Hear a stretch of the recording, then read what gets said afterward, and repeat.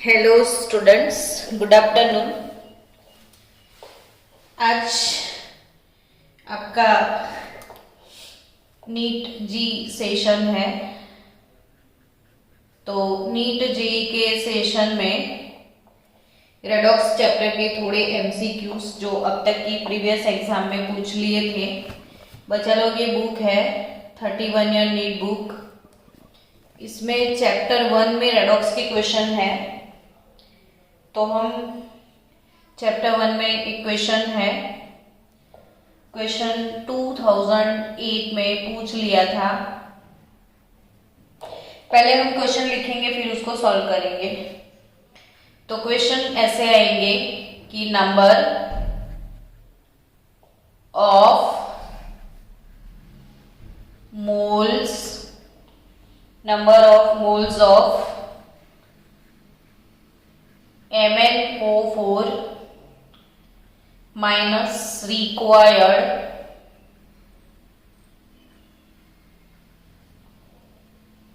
to oxidize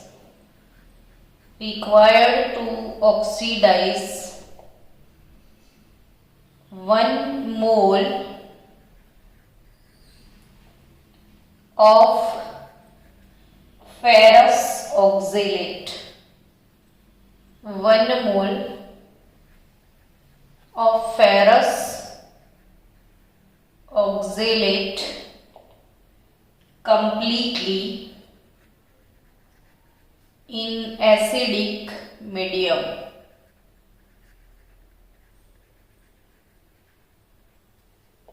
चलो directly ये question ऐसे पूछ लिया है। अब ऐसे क्वेश्चन को आपको सॉल्व कैसे करना है वो सीखना है। सो बच्चा लोग, 1 mole ferrous oxalate in acidic medium, आपके ऑप्शंस है 0.6 mole, 0.4 mole, option A 0.6 mole, option B 0.4 mole, option C 7.5 mole and option D आपके पास है 0.2 मोल। नाउ फेरस ऑक्जेलेट, तो फेरस ऑक्जेलेट, अब कोई आपको कुछ भी, कोई रिएक्शन नहीं, कुछ भी नहीं दिया गया है, तो ये क्वेश्चन को कैसे सॉल्व करोगे जब कोई रिएक्शन नहीं, कुछ नहीं है। तो इवन ये 31 ईयर नीट का बुक जो है उसमें ये वाले क्वेश्चन का सॉल्यूशन भी दिया है, लेकिन वो सॉल्यूशन भी सही नहीं है। सो आप ये प्रॉपर ध्यान से देखना बच्चों कि ये मेरे पास जो बुक है इसमें सॉल्यूशन प्रॉपर नहीं है, इसमें राइट सॉल्यूशन नहीं है। तो ये वाले क्वेश्चन को क्रैक करते हैं। चलो कि number of moles of MnO4 minus required to oxidize 1 mole of ferrous oxalate. अब बच्चों, आपको ये तो पता चले कि फेरस ऑक्जेलेट का फॉर्मूला क्या है।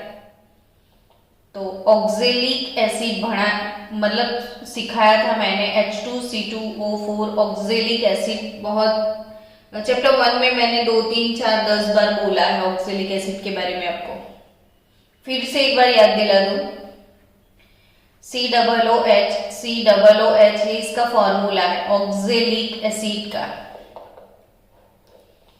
अब बच्चा, जब ये दोनों H रिलीज हो जाए तो ये जो नेगेटिव आयन मिला COO माइनस, यानी ये 2 हाइड्रोजन निकल गए तो इसके ऊपर चार्ज +2 निकल गया तो -2 चार्ज बचेगा। ये है अपना ऑक्जेलेट आयन। 3, 4, 5 बार वीडियो देख लेना, आपको याद हो जाएगा अच्छे से। फेरस ऑक्जेलेट का फॉर्मूला अब कैसे बनाओगे? तो फेरस यानी Fe2 और ऑक्जेलेट यानी C2O4-2।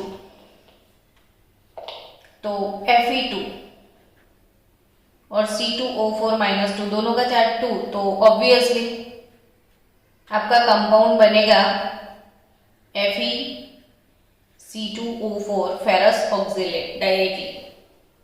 अब फेरस ऑक्जेलेट का रिएक्शन किसके साथ है? तो फेरस ऑक्जेलेट में क्या है? Fe+2 है। ऑक्जेलेट का फॉर्मूला क्या है? C2O4-2। इसके साथ कि MnO4- का रिएक्शन होने वाला है। नाउ एज यू नो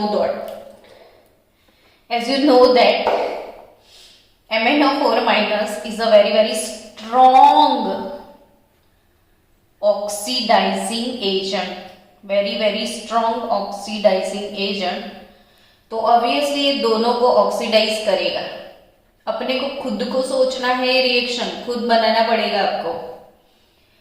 तो MnO4- Fe+2 को ऑक्सीडाइज करके Fe+3 में लेके जाएगा। Fe2 जब ऑक्सीडाइज होता है तो Fe3 होता है और C2O4-2 ऑक्सीडाइज होगा। तो ये रिएक्शन भी पता होना चाहिए कि C2O4-2 का ऑक्सीडेशन होता है तो क्या मिलेगा? तो कार्बन डाइऑक्साइड गैस। तो Fe+3 gives CO2 gas, 2C2 है तो 2 मोल CO2 गैस। और MnO4- वाला जो स्पीसीज है वो एसिडिक मीडियम में Mn+2 में कन्वर्ट होता है। ये चीजें मैंने इक्विवेलेंट मास के ड्यूरेशन में बहुत बार सिखाई थी बच्चों, फिर से मैं लिख देती हूँ। देखो कि एसिडिक मीडियम, और जब हम एसिडिक मीडियम में KMnO4 का इक्विवेलेंट मास कैसे निकालते हैं वो मैंने सिखाया था। तब मैंने ये चीज सिखाई थी कि MnO4- कन्वर्ट्स इन Mn2।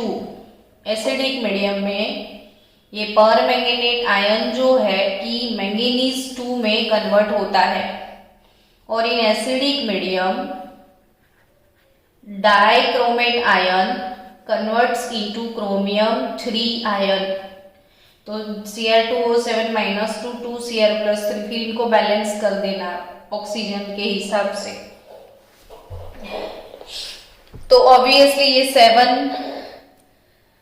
और ये 2 डिक्रीज बाय 5, तो इक्विवेलेंट मास M/5, और इसका 12 और 6, तो equivalent mass M/6।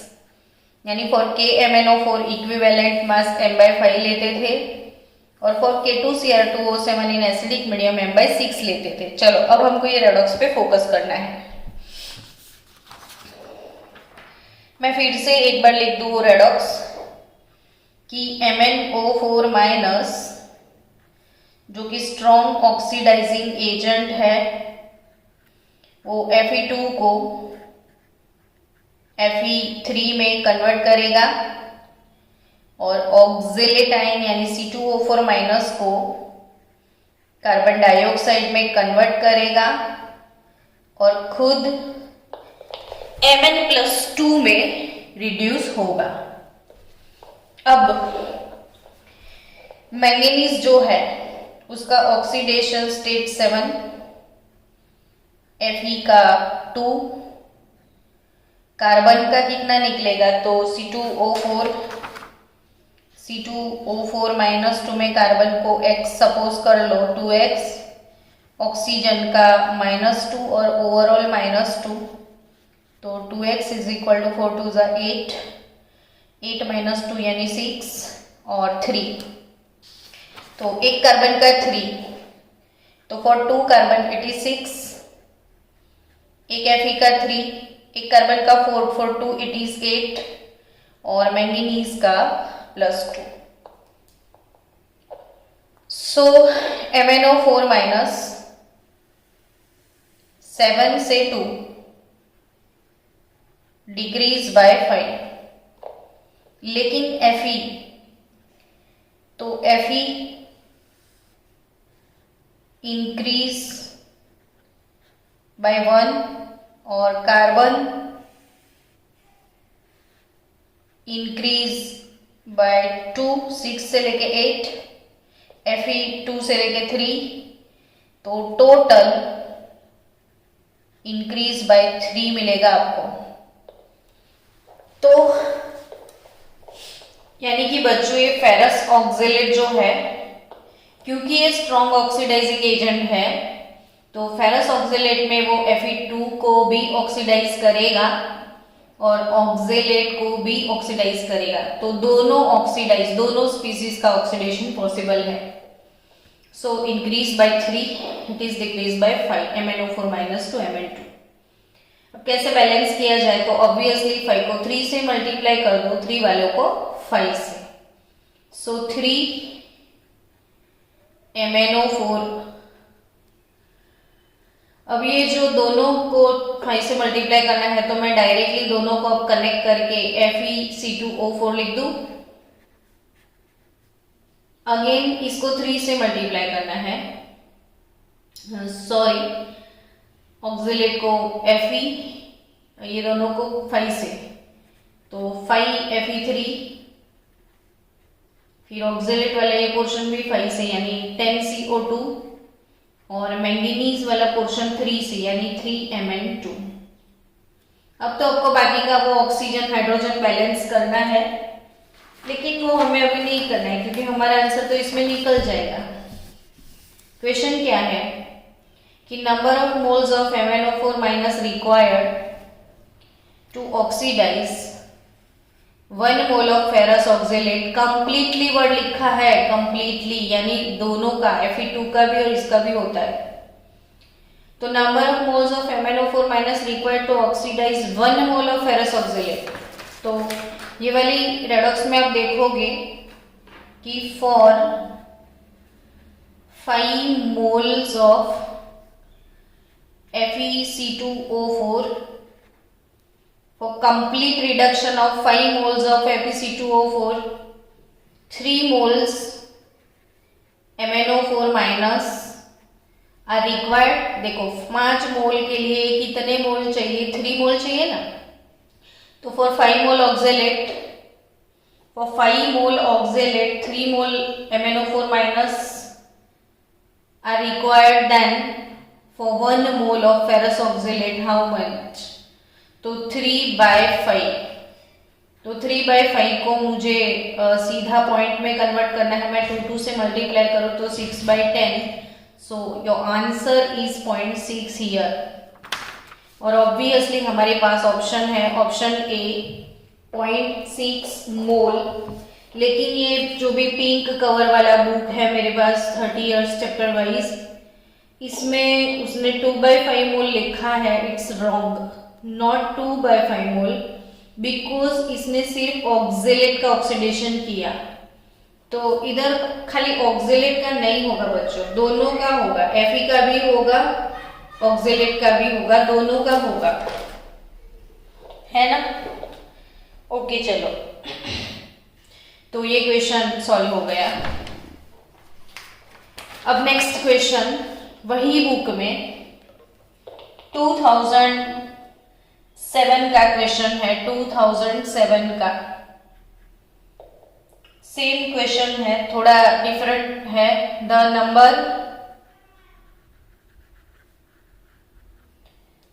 Number of moles, the number of moles of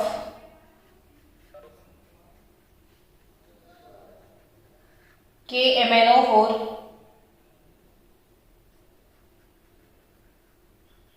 that will be the number of moles of KMnO4 that will be needed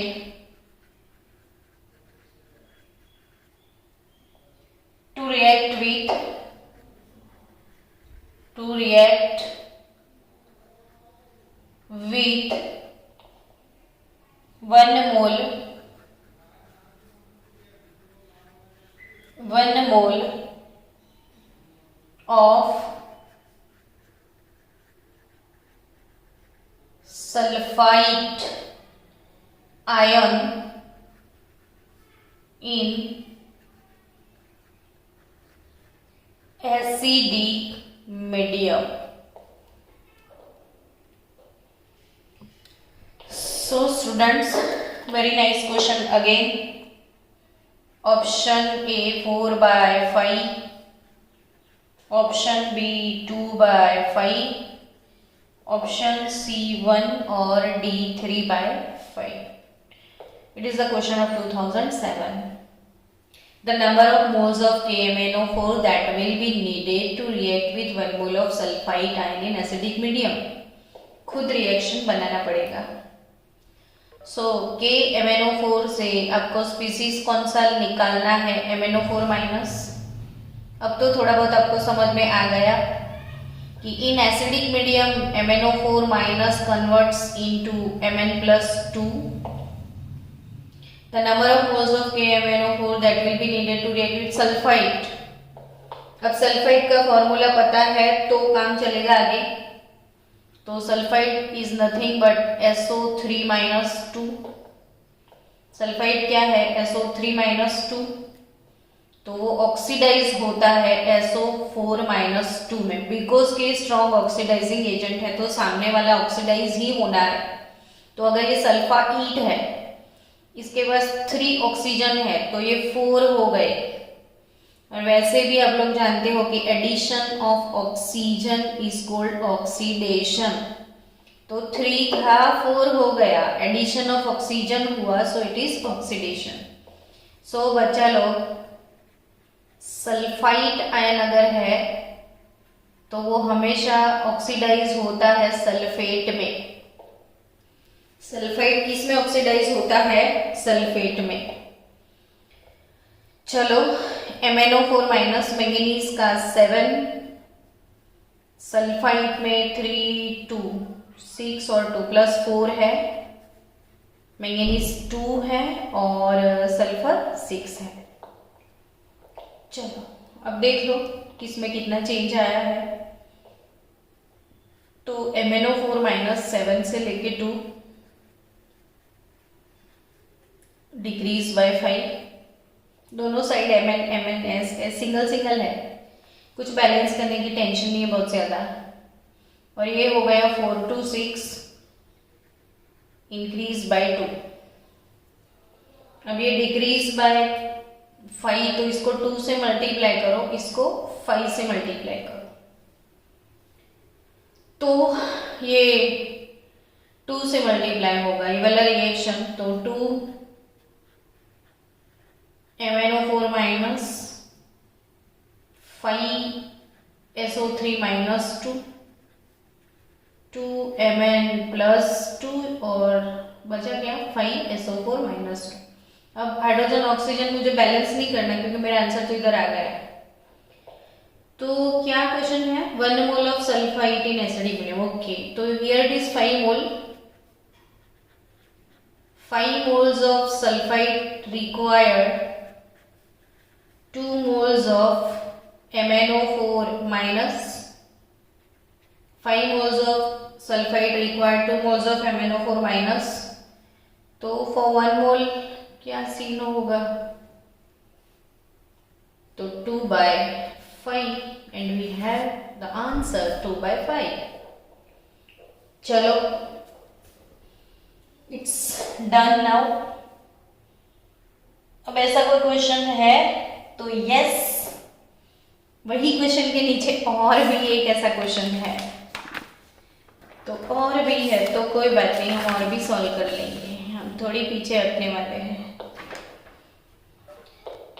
okay, the number of moles of KMnO4 need 2005 का question है कि the number of moles of the number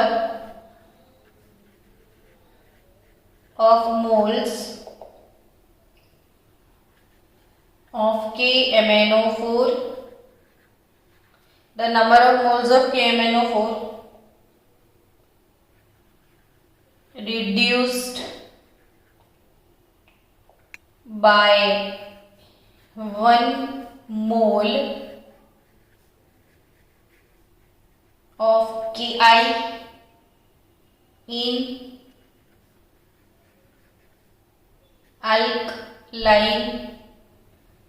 alkaline medium. तो in alkaline medium का equation है 1/5, 5, 1 और 2।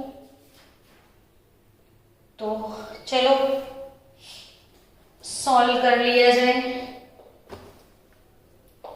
कि भाई alkaline medium है तो किसका क्या होगा। स्ट्रॉन्ग अल्कलाइन मीडियम में KMnO4 का क्या होगा, I- का क्या होगा, वो सब सोचना पड़ेगा ना आपको। तो सोचो, I- अगर ऑक्सीडाइज होता है तो वो कौन से स्पीसीज में कन्वर्ट होता है। अगर I- ऑक्सीडाइज होता है तो कौन से स्पीसीज में कन्वर्ट होता है। एज ये तो आपको पता ही है,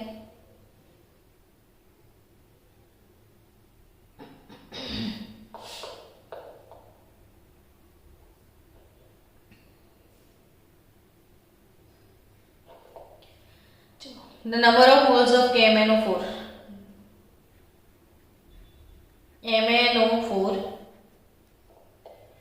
minus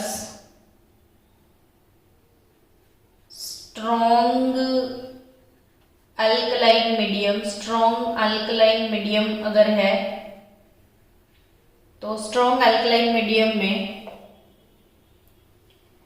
वो MnO4 माइनस से MnO4-2 में कन्वर्ट होता है। तो MnO4- स्ट्रॉन्ग अल्कलाइन मीडियम में MnO4 एसिडिक मीडियम का कैसे आपको प्रिपेयर हो गया कि MnO4- से वो कन्वर्ट होता है MnO2 में, सॉरी Mn+2 में। तो वैसे ही जब स्ट्रॉन्ग अल्कलाइन मीडियम होता है तो वो कन्वर्ट होता है KMnO4 कन्वर्ट होता है MnO4- 2 में कन्वर्ट होगा स्ट्रॉन्ग अल्कलाइन मीडियम है तो। और वीक अगर अल्कलाइन मीडियम है तो वो MnO4- कन्वर्ट होता है MnO2 में। वीक और न्यूट्रल मीडियम में, दोनों में वीक और न्यूट्रल मीडियम, तो ये कन्वर्जन आपको मिलेगा। स्ट्रॉन्ग अल्कलाइन मीडियम तो ये है पर मैंगेनेट और ये मैंगेनेट आयन। पर manganate converts into manganate ion. Then what about I-, सबको तो पता है I- क्या है। तो I- यानी इसका -1 ऑक्सीडेशन स्टेट मिनिमम है तो ऑब्वियसली आयोडाइड कन्वर्ट्स या आयोडाइड ऑक्सीडाइज इनटू I2। अब कुछ नहीं करना है, बैलेंस करना है। ये I2 है तो इसको 2I को बना दो। ये 7 है,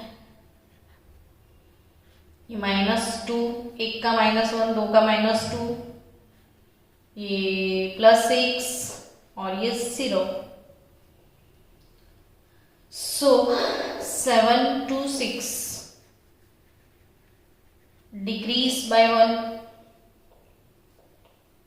-2 to 0 increase by 2। तो इसको 2 से मल्टीप्लाई कर दो तो 2 MnO4- plus 2I- gives 2 MnO4- 2 और I2। अब क्वेश्चन एकदम ध्यान से रीड करोगे। The number of moles of KMnO4 reduced by 1 mole of Ki। Okay, तो by 2 mole of Ki, 2 mole of Ki, the number of moles of KMnO4 reduced 2 mole by 2 mole Ki, 2 mole MnO4-, then for 1 mole तो it is 1 mole। तो your answer, question किधर गया, मैंने answer नहीं लिखा इस बार। Question है आपका 11 नंबर का क्वेश्चन था ना। हाँ, वो आपके ऑप्शन थे, ऑप्शन ए था 1/5, ऑप्शन बी था 5,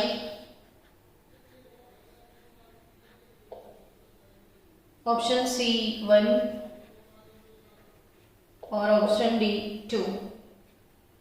व्हाट डू यू से now?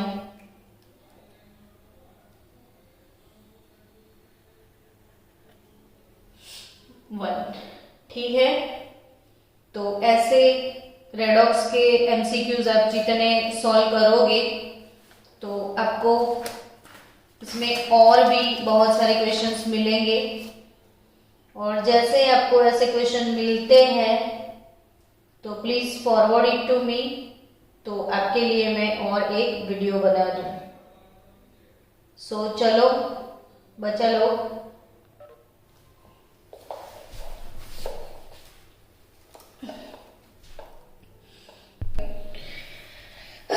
Okay students,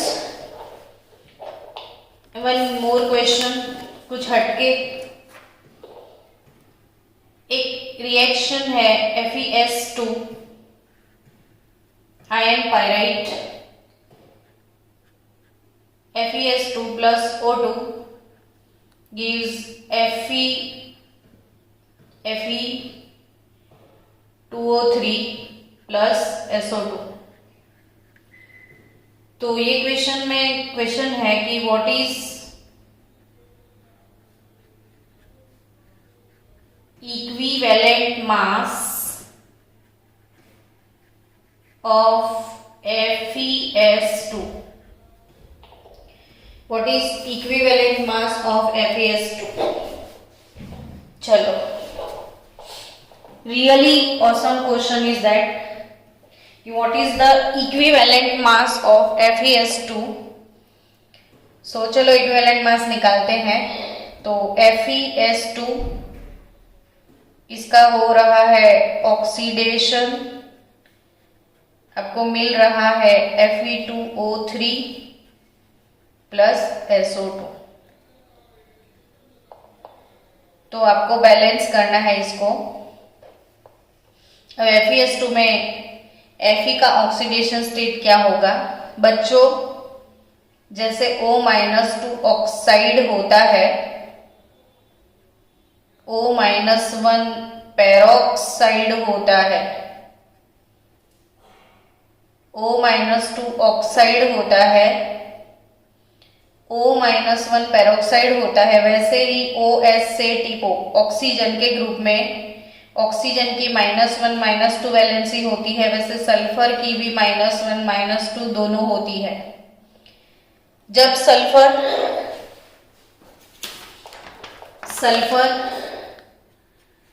as a sulphide होता है तो ऑक्सीडेशन स्टेट -2, लेकिन सल्फर एज अ पायराइट होता है तो वो S-1 होता है। पायराइट मिनरल है ये, आयन पायराइट, आपने 10th में नाम सुना होगा। तो आयन पायराइट मिनरल में सल्फर का ऑक्सीडेशन स्टेट -1 होता है बच्चों, सो दैट Fe का +2, O2 का तो वैसे 0, तो O2 का 0,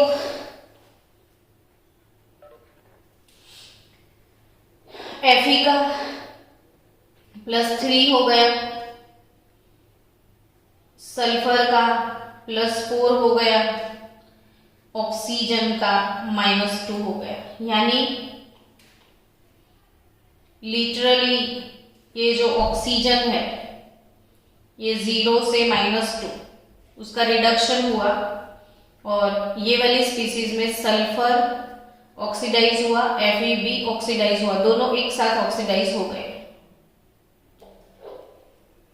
तो ये वाली रेडॉक्स को आपको अभी रेडॉक्स बैलेंस नहीं करना है, आपको सिर्फ इसका इक्विवेलेंट मास निकालना है। तो जो बिना बैलेंस किए तो नहीं निकलेगा। तो चलो बैलेंस करते हैं कि oxygen FeS2 gives Fe2O3 plus SO2।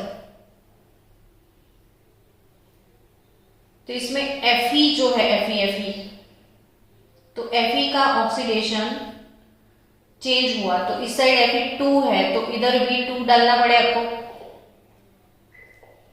ये वाली साइड पे Fe2 है तो इधर भी आपको 2 लिखना पड़े। अब Fe2 लिख दिया तो सल्फर 4 हो गए, तो आपको 4SO2 लिखना पड़े। तो अब फिर से उसको बैलेंस करो, 2FeS2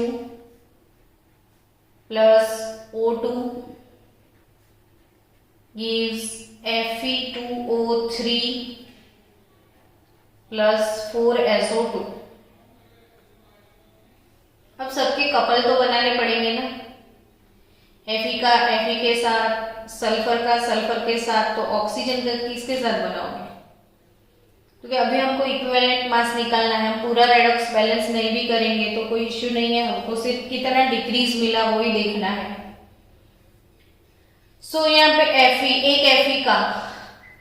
के लिए प्लस 2 था, तो for 2Fe it is plus 4। कोई एक सल्फर का -1 है तो ये 4 सल्फर है, -4 होगा कि नहीं? कोई एक सल्फर का -1 है तो 4 सल्फर के लिए -4 होगा कि नहीं? O2 का तो 0। अभी इसका कपल किसके साथ बनाएंगे? तो एक्चुअली जब रेडॉक्स रियल में पूरा रेडॉक्स देते हैं तो H2O होता है, नहीं भी होता है तो ऑक्सीजन का कपल बनाने के लिए आप H2O ऐड कर सकते हो। तो अगर मैंने H2O ऐड कर दिया तो ये 2 लिख दिया, ऑक्सीजन का -2 हो जाएगा।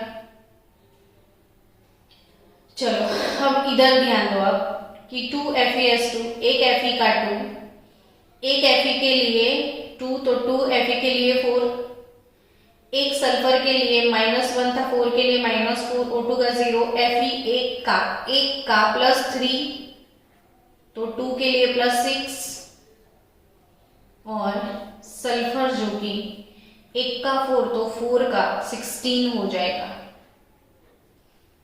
हमें इक्विवेलेंट मास जो वाली स्पीसीज का निकालना है, सिर्फ उसका ही चेंज इन ऑक्सीडेशन नंबर देखना है, बाकी सबका नहीं।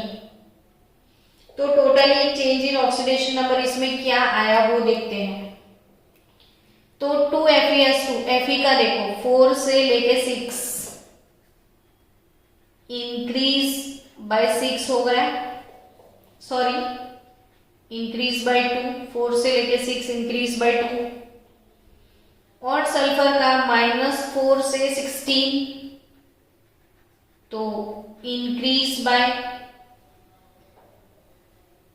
सल्फर का इंक्रीज बाय कितना होगा? तो -4 से 16 यानी इंक्रीज बाय 20, तो टोटल इंक्रीज बाय 22 मिले। यानी बच्चा ये वाला जो स्पीसीज है उसमें चेंज इन ऑक्सीडेशन स्टेट आपको टोटल बैलेंस करने के बाद 22 मिलेगा। सो अब आप ये बोल सकते हो बट ये 2 मोल के लिए है, तो फॉर 2 मोल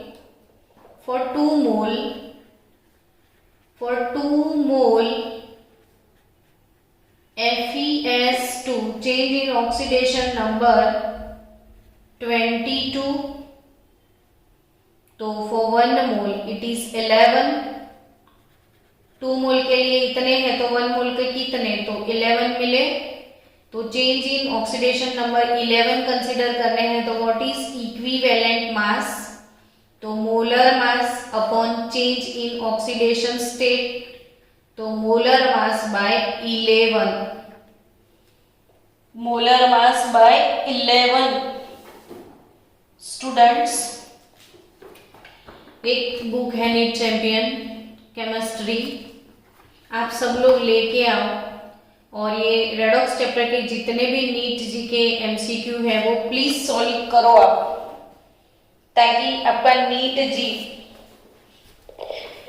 बहुत अच्छे से हो जाए। नीट जी के पर्पज से आपको ये बुक सॉल्व करनी चाहिए। इसमें ईयर वाइज क्वेश्चन दिए हैं, तो चैप्टर के साथ साथ आपके ईयर वाइज क्वेश्चन भी हो जाए।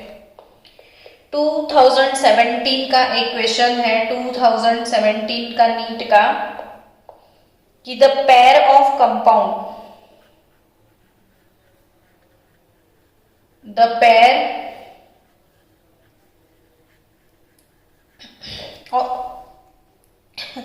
of compounds that cannot exist together is, तो answer 1 FeCl3, SnCl2, option number 2 HgCl2, SnCl2, option number 3 FeCl2, SnCl2, FeCl2, SnCl2 और 4 FeCl3 Ki। ऐसे क्वेश्चन भी आते हैं। 2017 का ये क्वेश्चन है कि the pair of compounds that can not exist together. तो सोचो आपकी ऐसे आंसर्स आप कैसे क्रैक करोगे? हाँ, क्या?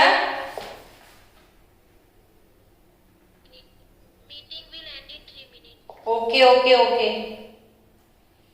चलो, एनीवन कैन हैव आंसर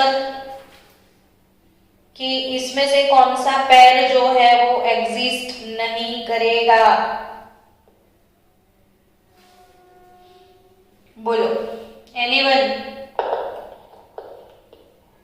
तो ऐसे क्वेश्चन कैसे क्रैक करेंगे आप? बहुत ही मस्त क्वेश्चन है बच्चों। इसका आंसर जो है वो सी है, और क्यों सी है वो मैं आपको एक्सप्लेन कर दूं कि FeCl2, SnCl2, फर्स्ट वाली पेयर जो है FeCl3, SnCl2, तो इसमें Fe जो है वो +3 ऑक्सीडेशन स्टेट में है और टीन जो कि है +2 में है। अब ये पेयर क्यों एग्जिस्ट नहीं करेगी? तो वो इसीलिए कि ये जो टीन है, टीन +2 यानी SnCl2, it's strong reducing agent. ये बात आपको धीरे धीरे याद रखनी है, क्योंकि जैसे पी ब्लॉक पढ़ोगे तो इसमें भी इसकी बातें आएंगी। तो SnCl2 के बारे में अभी मन में सोच लो कि ये स्ट्रॉन्ग रिड्यूसिंग एजेंट है, इसीलिए कि टीन हमेशा टीन +4 ऑक्सीडेशन स्टेट इसका स्टेबल है। तो टीन +2 हमेशा ये सोचेगा कि मैं टीन 4 में चला जाऊं। वैसे भी टीन 14 ग्रुप का मेंबर है, तो ऑब्वियसली ये स्ट्रॉन्ग रिड्यूसिंग एजेंट है। तो सामने वाला Fe3 है वो रिड्यूस होके Fe2 हो जाएगा, यानी रेडॉक्स यहाँ पे कंप्लीट हो जाएगा। तो this pair does not exist. अब Hg2SnCl2 में देखो तो again it's strong reducing agent. तो इधर Hg+2 है तो वो रिड्यूस होके Hg+1 हो सकता है। तो Mercury 1 में रिड्यूस हो जाएगा, तो यहाँ पे भी रेडॉक्स पॉसिबल है। So this pair does not exist. FeCl3 और Ki, तो I- again I- iodine 17 group का मेंबर है, उसका मैक्सिमम +7 और मिनिमम ऑक्सीडेशन स्टेट -1। और मैंने ये चीज 1-2 दिन पहले ही सिखाई थी कि जो अपने मिनिमम ऑक्सीडेशन स्टेट में होता है वो -1 से कभी डिक्रीज नहीं होगा, इंक्रीज होगा। -1 से अब डिक्रीज नहीं हो सकता, वो हमेशा इंक्रीज होगा, हमेशा इसका ऑक्सीडेशन होगा। So it's a strong reducing agent. I- is a strong reducing agent. So I- एकदम स्ट्रॉन्ग रिड्यूसिंग एजेंट है, तो ऑब्वियसली ये भी Fe+3 को रिड्यूस करके Fe2 बना देगा। लेकिन ये वाली पेयर में ये 3 स्ट्रॉन्ग रिड्यूसिंग एजेंट है और सामने Fe जो कि है +2 में है और क्लोरीन जो कि है -1 में है, ये स्ट्रॉन्ग रिड्यूसिंग है। इसका अब ये स्ट्रॉन्ग रिड्यूसिंग एजेंट है, ये भी स्ट्रॉन्ग है, तो एक स्ट्रॉन्ग रिड्यूसिंग एजेंट दूसरे का कुछ नहीं कर सकता, करेगा तो वो Fe का कुछ करेगा, लेकिन Fe+2 में है, Fe2 से कभी डिक्रीज नहीं होता, Fe2 से Fe3 ऑक्सीडाइज हो सकता है, लेकिन Fe2 से डिक्रीज होके और कोई ऑक्सीडेशन स्टेट में नहीं जा सकता। सो सी वाला आंसर कि FeCl2 and SnCl2 pair can exist, क्योंकि इसमें रेडॉक्स रिएक्शन हो जाएगा, इसमें रेडॉक्स हो जाएगा, इसमें हो जाएगा, इसमें नहीं होगा। सो ये वाली पेयर जो है इट कैन बी एग्जिस्ट। तो the pair of compound that can not exist, नहीं दैट कैन एग्जिस्ट, मैंने क्वेश्चन गलत लग दिया, कैन नॉट एग्जिस्ट नहीं, कैन एग्जिस्ट। तो ये पेयर एग्जिस्ट कर सकता है because both are acting as a reducing agent while other pair can not exist together. So ये वाली जो है इसमें स्ट्रॉन्ग रिड्यूसिंग है, इसमें भी स्ट्रॉन्ग रिड्यूसिंग है, बहुत सेम है, तो एक दूसरे का कुछ नहीं हो सकता। तो both are strong reducing agent. आपको क्या देखना है, अगर ऐसे क्वेश्चन आएंगे तो एक ऑक्सीडाइजिंग एजेंट होना चाहिए, एक रिड्यूसिंग एजेंट होना चाहिए, तो रेडॉक्स हो जाएगा। इसमें Fe का रिडक्शन हो सकता है, तो ये ऑक्सीडाइजिंग एजेंट 3 स्ट्रॉन्ग रिड्यूसिंग तो हो जाएगा। इसमें मर्क्यूरी 2 का रिडक्शन पॉसिबल है, तो ये ऑक्सीडाइजिंग एजेंट, ये रिड्यूसिंग, तो भी रिएक्शन हो जाएगा। इसमें भी वैसा ही है, लेकिन इसमें दोनों स्ट्रॉन्ग रिड्यूसिंग है, तो किसी का कुछ नहीं होगा, इसलिए ये पेयर एग्जिस्ट करता है। तो 2017 का ये नीट का क्वेश्चन है। तो ऐसे बहुत सारे क्वेश्चन है बच्चों जो कि आपको सॉल्व करने चाहिए, लेकिन आप एक बुक लेके आओ, सॉल्व करो, फिर डाउट्स आते हैं तो मुझे आप पूछ लेना, ठीक है। चलो बाय बाय।